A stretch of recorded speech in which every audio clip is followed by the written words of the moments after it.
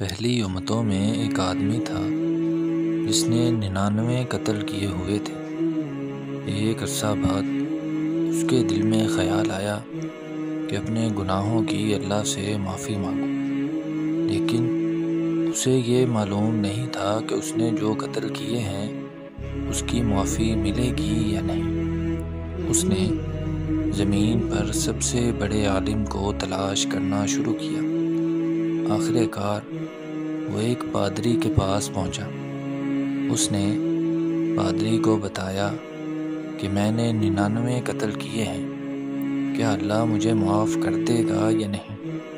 پادری نے جواب دیا، نہیں، تجھے معافی نہیں مل سکتی۔ یہ جواب سنا تو اسے غصہ آ گیا۔ اس نے پادری کو بھی قتل کر دیا۔ اس طرح اس نے 100 کی گنتی مکمل کر لی۔ پھر کچھ عرصہ گزرا، اس کو پھر معافی کا خیال آیا۔ اس نے پھر تلاش کرنا شروع کیا تو اسے کسی نے بتایا کہ فلاں علاقے میں ایک عالم دین ہے، اس کے پاس چلے جاؤ۔ وہ گیا، جا کے بتایا کہ میں نے 100 قتل کیے ہیں، کیا مجھے معافی مل جائے گی؟ اس عالم نے کہا، ہاں، معافی مل جائے گی۔ اگر سچے دل سے توبہ کی جائے تو اللہ بڑے سے بڑا گناہ بھی معاف کر دیتا ہے، لیکن تمہیں اپنا علاقہ چھوڑنا ہوگا۔ تم فلاں علاقے میں چلے جاؤ، وہاں کے لوگ نیک ہیں اور اللہ کی عبادت کرتے ہیں، ان کے ساتھ مل کے توبہ کرو، اللہ کی عبادت کرو اور اپنے علاقے کی طرف واپس نہ آنا، کیونکہ وہ برائی والی زمین ہے۔ اگر واپس آئے تو پھر گناہ کرو گے، پھر غلطی کرو گے۔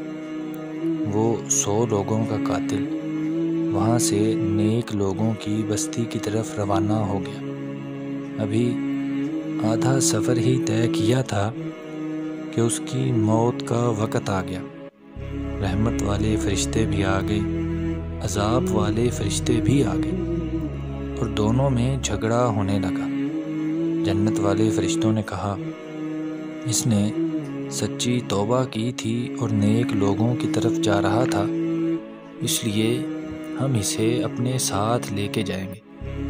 جہنم کے فرشتے کہنے لگے، اس نے کبھی نیکی اور بھلائی کا کام نہیں کیا، 100 بندوں کو قتل بھی کیا ہے، لہٰذا اسے تو ہم جہنم میں ہی لے کے جائیں گے۔